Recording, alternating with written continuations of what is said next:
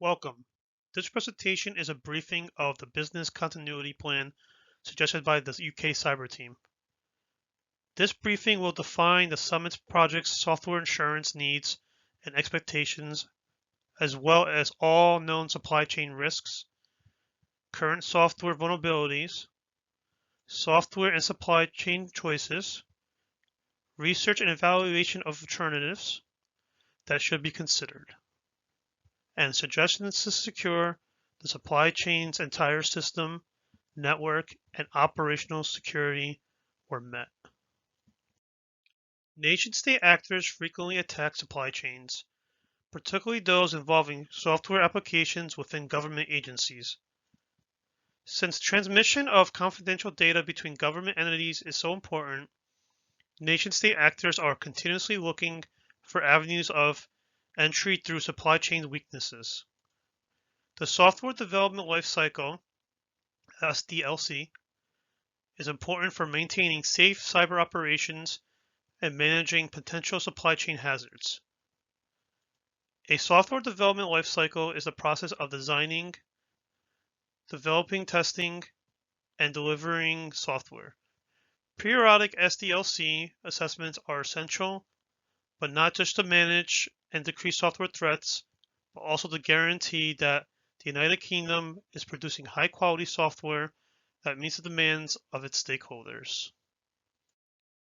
This research section identifies the following subsections that I will cover: software assurance needs and expectations of the organization, description of the key attributes of the current software development lifecycle, identification of any known supply chain risks, and finally, identification of vulnerabilities in the existing software used. For this slide, I will discuss software assurance needs and expectations of the organization.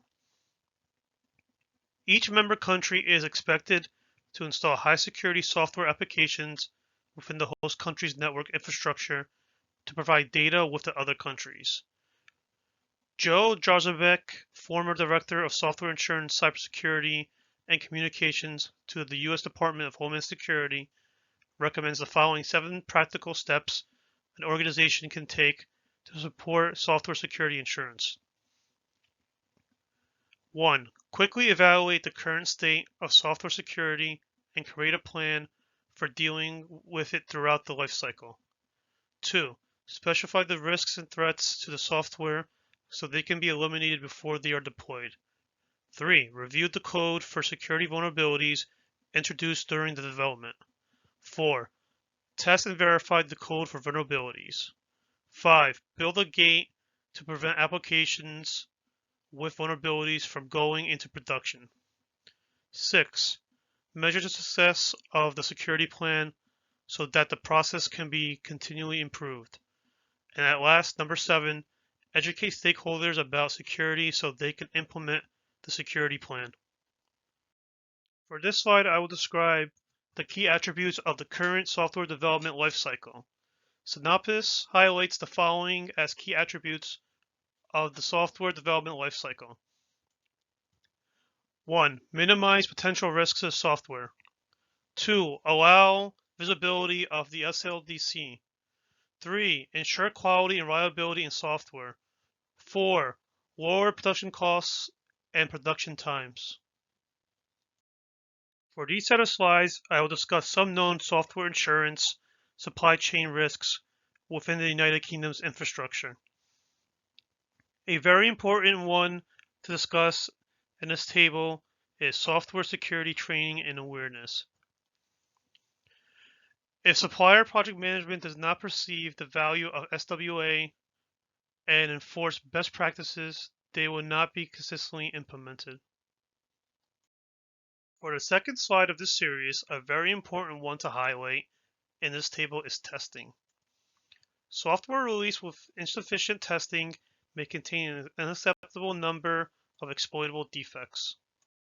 At last, one very important one to highlight in this table is individual malicious behavior. A developer purposely inserts malicious code and a supplier lacks procedures to mitigate risks from insider threats within the supply chain. Please go over the handout I submitted with all other software insurance concern categories and the risks they pose that I didn't discuss. For this slide, I will highlight the following vulnerabilities to existing software used. The first one is SQL injection attacks. Next, cross-site scripting attacks. And at last, zero-day attacks. This will conclude the research that was conducted.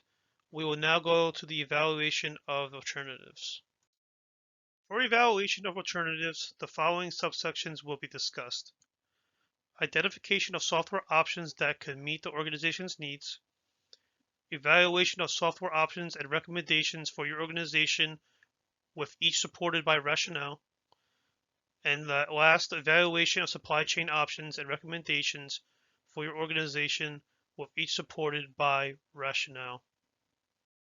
For identification of software options that could meet the organization's needs, the following are identified. DevSecOps security model, software insurance, malware removal software, and discussions with third-party vendors.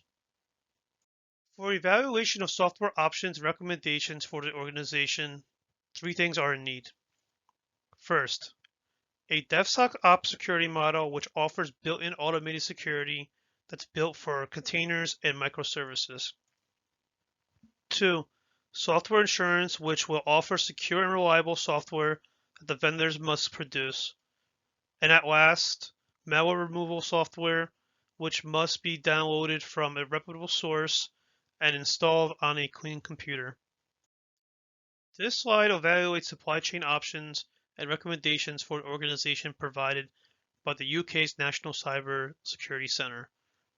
First, one must understand the risks and understand what needs to be protected and why.